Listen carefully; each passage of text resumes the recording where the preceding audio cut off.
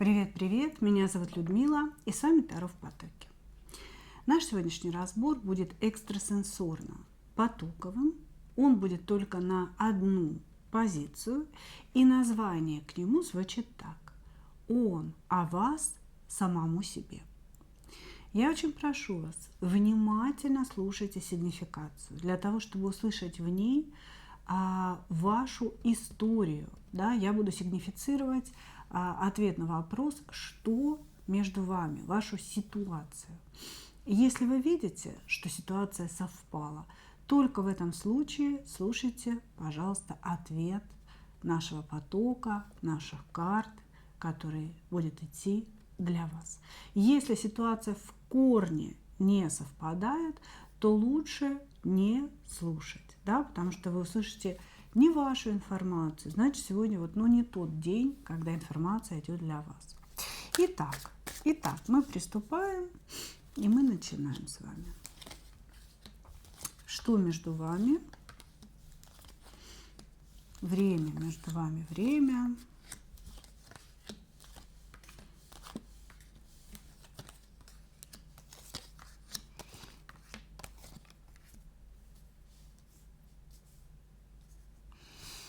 Так, что тут можно сказать? Здесь говорят о том, что вы этого человека знаете давно, что, скорее всего, отношения ваши цикличны, или же, может быть, здесь не было каких-то явных прям циклов, да, но когда-то в юности, в детстве вы общались с этим человеком, он играл определенную роль в вашей жизни, а потом прошло какое-то время, и он появился снова. Такое часто бывает с одноклассниками, однокурсниками или же бывшими возлюбленными, что, может быть, это была ваша первая любовь, да, вот он вас нашел, как говорится, все женаты, замужем и так далее, но тем не менее хочется общаться, и общение это происходит. Вот, значит, человек из прошлого, который снова явился в вашу жизнь. Ваши отношения очень неопределенные, и, как бы это так сказать, знаете, как будто бы они не существуют.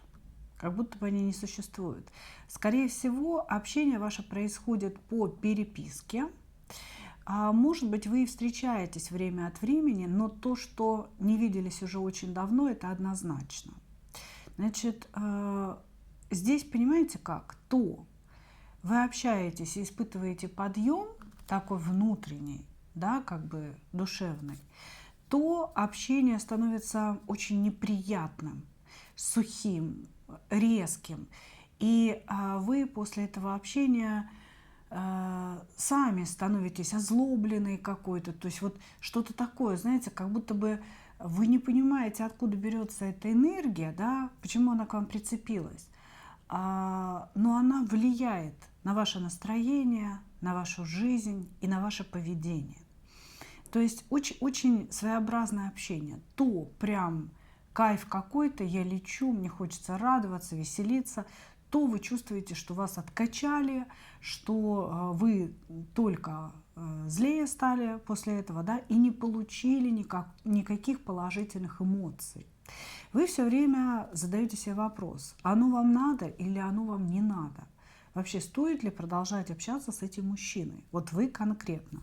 Потому что вас не устраивают вот эти энергии и такие перемены. Может быть, это зависит от его поведения. То есть он выходит на общение, но то это общение такое, знаете, вот прям про любовь, про какие-то воспоминания, какие-то комплименты, и вам приятно, да, вы летаете от этого, то это общение про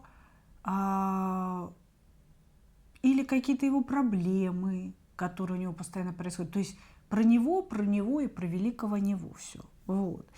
Или же оно очень сухое, вы ему пишете, а он да, нет, не знаю, да, как бы, и вы понимаете, что вы не к месту, что вы не нужны. Это очень сильно злит. То есть у вас очень странное ощущение внутреннее от этого общения. И вы задаете себе вопрос, оно мне надо или оно мне не надо. Потому что вы замечаете больше плохого, чем хорошего. Да? То есть в своих состояниях после этого общения. Вы обижаетесь на человека, вы как будто бы перенимаете какую-то его негативную черту, понимаете? Себя все время на этом ловите. И вы каждый раз говорите себе, что этот раз был последний. Все, больше я ему не напишу или больше я не отвечу на его сообщение. Но это повторяется вновь и вновь. Вы не можете понять вообще, что за притяжение между вами, оно есть или его нет, потому что сказать, что вы любите человека, я вообще не скажу. И вы сомневаетесь, что он вас любит. Вы все время задаете вопрос, зачем это нужно. Высшие силы, уважаемые, скажите, да, ну зачем же вы нас свели опять, да, почему человек опять появился, с какой целью, для чего. Вот. Значит, мужчина этот, скорее всего, женат, потому что все-таки, да, все-таки здесь есть в наличии иерофант и пентаклевая королева. У него есть дети или один ребенок и серьезные проблемы с деньгами. То есть он может жаловаться вам на то, что нечем заплатить сыну за обучение. Или, допустим, жена там постоянно требует всю зарплату до копейки. То есть здесь мужчина, у которого постоянные проблемы с деньгами, и он об этом как-то, знаете, хнычет, жалуется, говорит. Ну вот постоянно все ваши разговоры, они как-то крутятся, ну скажем так, вокруг этой темы. Вы более реализованы, чем этот мужчина.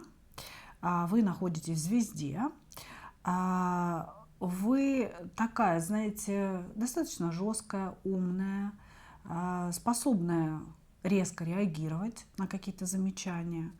Вот, значит, и вы вообще от себя не ожидали, что вас можно вовлечь в какие-то такие своеобразные, странные, тайные отношения. Но он это сделал.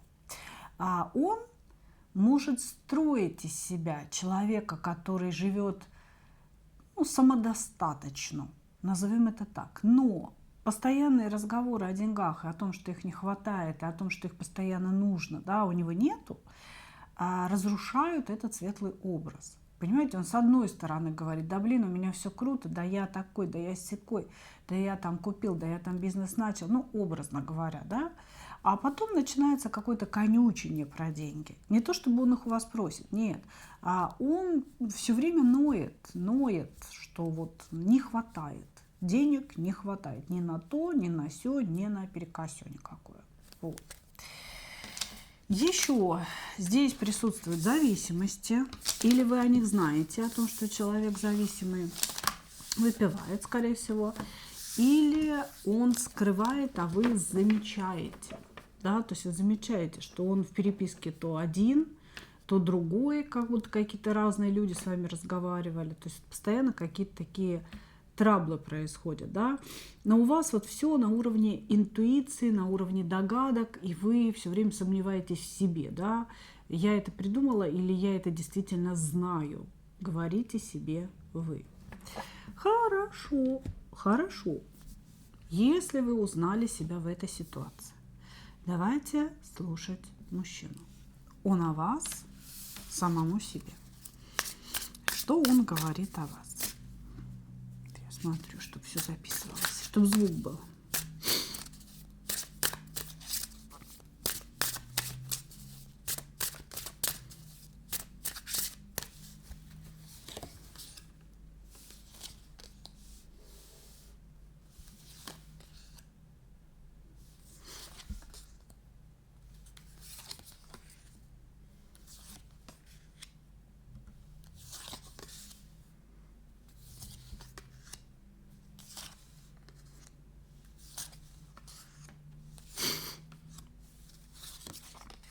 Надо же, нос потек, все потекло.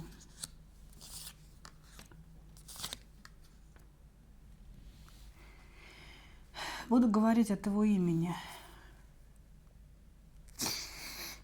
Не знаю, то ли он плачет, то ли когда болеет. Мало того, что я расчихалась перед раскладом, так еще и заходя в поток, тут все, у меня течет нос, простите, пожалуйста.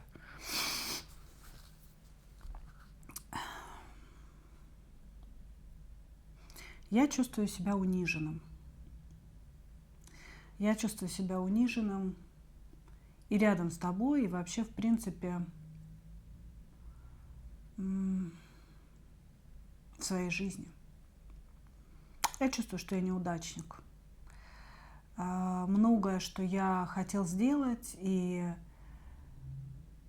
все мои амбиции, которые у меня были когда-то, да, все это не сбылось, все это осталось в прошлом, ну и повисло на мне, на моей душе мертвым грузом.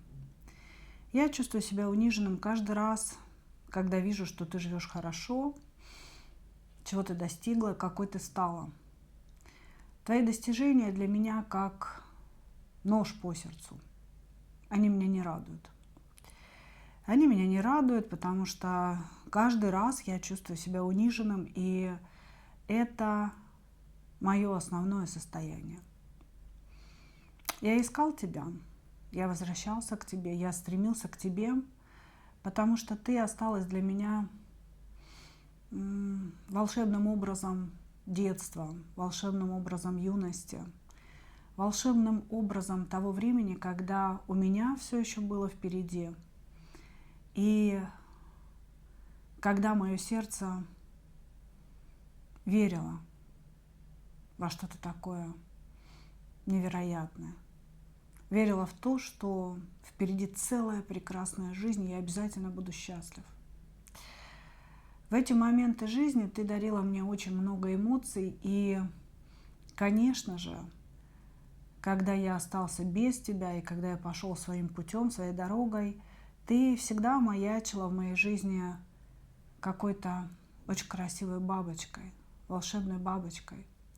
Я признаюсь тебе, что я даже на улице встречаю бабочек в какой-то нелетний период, да, не когда их слишком много, а вот когда еще достаточно холодно, если я вижу бабочку, я всегда знаю, что это ты, что это твоя душа, как маяк, светит мне в темноте. Это всегда бывает в такие темные, тяжелые времена моей жизни, когда мне требуется подсказка, помощь. И если я вижу бабочку, я думаю о тебе и воспринимаю это как поддержку свыше. Твой образ всегда для меня был чем-то таким недостижимым, волшебным. И я бы сказал, что он был сродни ангелу. Потому что я всегда опирался вот на какой-то такой твой образ. Я задавал тебе вопросы, получал внутренние ответы, и ты все время меня хранила. Именно поэтому я вернулся, именно поэтому я возобновил наши отношения и наше общение в надежде на то, что ты привнесешь в мою жизнь новый свет. Моя жизнь полна темноты. Она очень незамысловатая. В ней нет никаких достижений и, по сути, нет ничего интересного.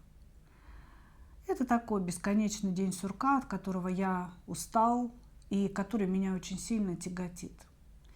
Меня тяготит чувство долга, ответственность перед близкими и неспособность прыгнуть выше своей головы, за пределы своих возможностей. И когда я смотрю на тебя, мне кажется, что ты какое-то средоточение силы. Мне хочется быть в твоем пространстве, общаться, наслаждаться тобой. И хочется напитаться этой силой, чтобы самому рвануть, чтобы наконец-то у меня снова появилось желание жить, которое было у меня в молодости. Я восхищен тобой, и одновременно с этим восхищением я ненавижу тебя. Ненавижу за то, что ты смогла, а я не смог. За то, что ты стала, а я не стал. И, конечно, мне очень хочется выпендриваться перед тобой и показывать все эти павлиньи перья, дутые, ненастоящие. Ну, а как? Как я уроню свой авторитет в твоих глазах? Поэтому я постоянно чувствую себя униженным. У меня на самом деле гамма чувств в отношении тебя, но в целом я всегда ухожу растоптанным и униженным.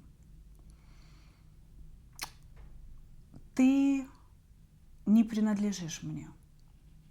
Я очень надеялся на то, что мое возвращение обрадует тебя, и ты как-то активно, бурно отреагируешь и станешь моей. Вот чтобы я знал, что ты моя, что ты живешь ради меня, думаешь обо мне, мечтаешь, грезишь, спишь, видишь меня во снах. Я хотел снова, как когда-то, занять первое место и знать об этом. Пусть мы на расстоянии, пусть у каждого своя жизнь, но я хотел знать, что ты ежесекундно нуждаешься во мне и думаешь обо мне. Этим ты бы подпитывала меня, потому что я абсолютно пустой.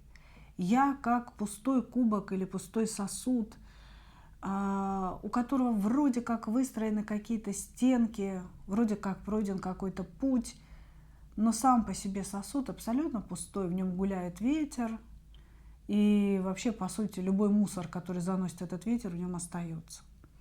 Я чувствую себя утомленным этой жизнью. Я очень рассчитывала на то, что ты станешь моей, что ты будешь жить мною, и я снова поверю в себя, я поверю в то, что у меня еще есть что-то впереди. Когда-то ты давала мне это ощущение, что впереди есть светлое будущее. И я очень хотел этого чувства. Но ты ведешь себя очень отстраненно. Ты как будто по капельке выдаешь мне свое внимание, и у меня создается ощущение, что ты это делаешь, чтобы не обидеть меня. Не потому, что ты любишь, принадлежишь и хотела бы чего-то, какого-то развития, а потому, что тебе просто как-то неудобно меня послать, и тебе меня жаль. Ты вот как-то относишься ко мне как к младшему братику, такому неудачничку, да, которого все время надо, которому нужно все время нос подтирать. И меня это категорически не устраивает, потому что я ожидал совершенно другого. Я не понимаю, почему так. Я не понимаю, почему когда-то ты полностью отдавала мне свою жизнь, а сейчас ты отстранилась. Ты вроде как и не уходишь, ты не грубишь, ты не скандалишь. А уж лучше бы ты скандалила, уж лучше бы ты говорила мне, какое я дерьмо, и говорила как надо, выражая хоть какие-то эмоции в мою сторону. Я хотя бы видел, да, что ты заинтересована мною. А сейчас у меня полное ощущение блокаута, ощущение того, что ни один луч света не пробивается от тебя ко мне. Я не могу наполниться, я не могу насытиться, я не могу ощутить себя снова великим. А пришел я за этим.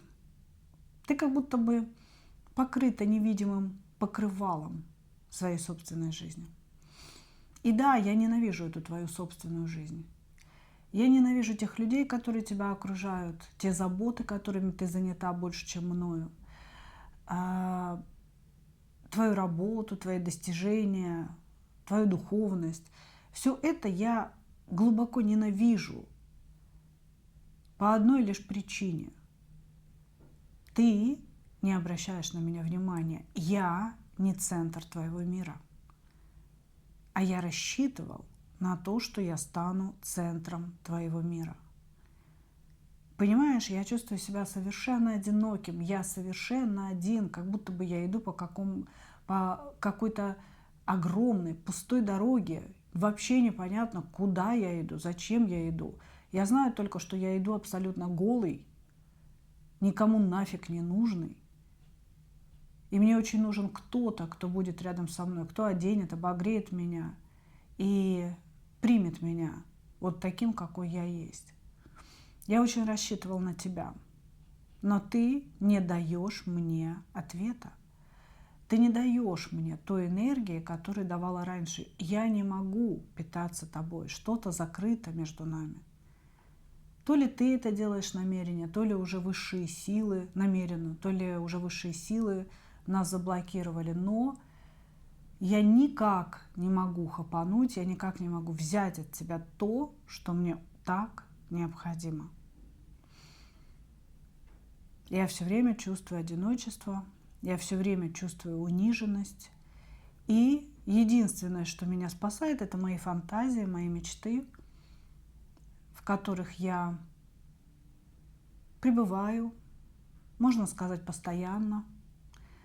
А в этом иллюзорном мире, иллюзорной реальности ты тоже есть, ты обязательно персонаж там. Мы с тобой живем вместе, в прекрасном доме, у нас есть дети. Этот дом стоит на берегу моря.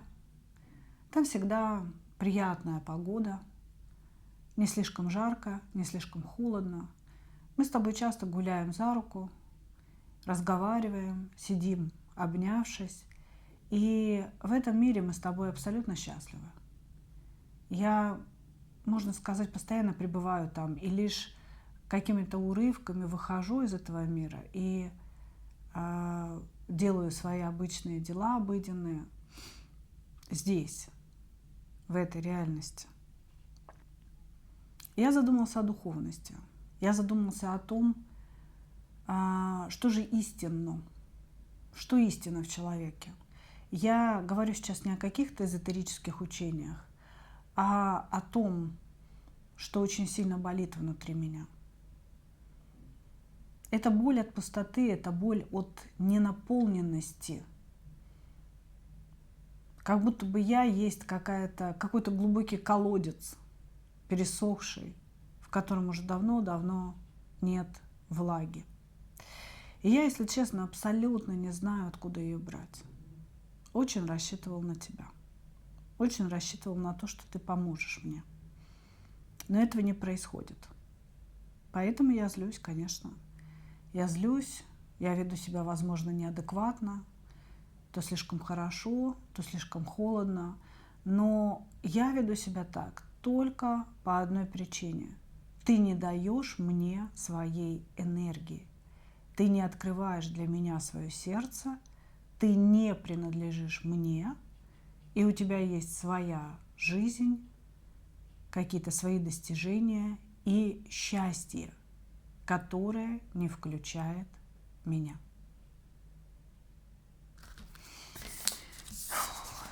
Ну вот, мои дорогие, такое вот сегодня признание его о вас прозвучало. Именно вот эти слова, выражающие эмоции, человек говорит сам себе, когда остается наедине с собой о вас.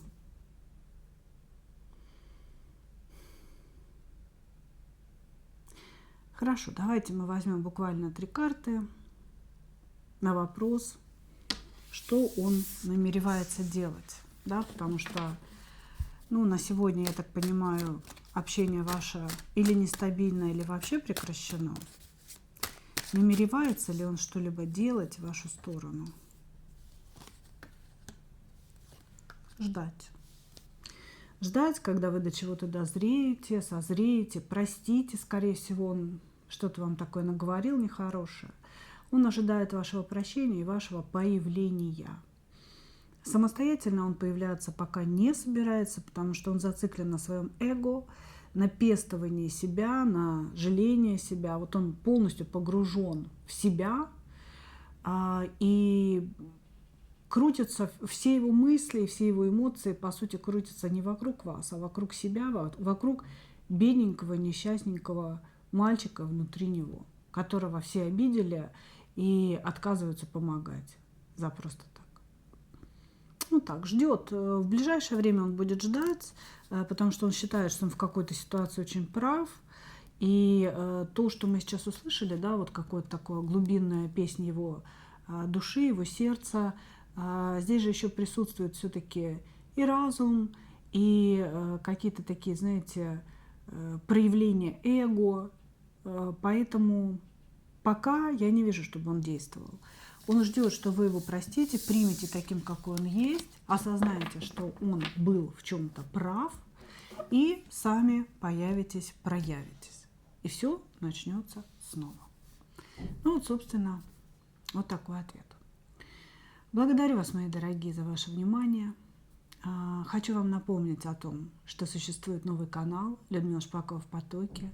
Те, кто еще там не был, я приглашаю вас стать подписчиками. Переходите, пожалуйста, по ссылочке под этим видео, нажимайте сразу «Подписаться», ставьте там колокольчики на уведомления, ставьте лайки, обязательно пишите комментарии. Очень прошу вас помочь мне продвинуть канал, да, чтобы вы увидели как можно больше людей. Обязательно подписывайтесь. Для вас там тоже будет очень много интересного.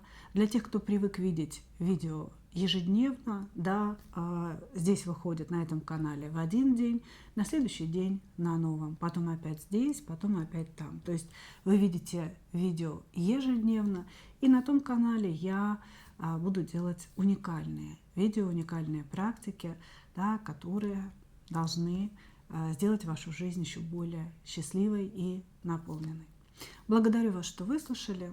И, как обычно, хочу пожелать вам только одного – встретить свою настоящую любовь и не потерять в ней себя. Ну а мы увидимся с вами в следующих видео. И если вы подпишетесь, увидимся уже завтра на канале Людмила Шпакова в потоке. Пока-пока.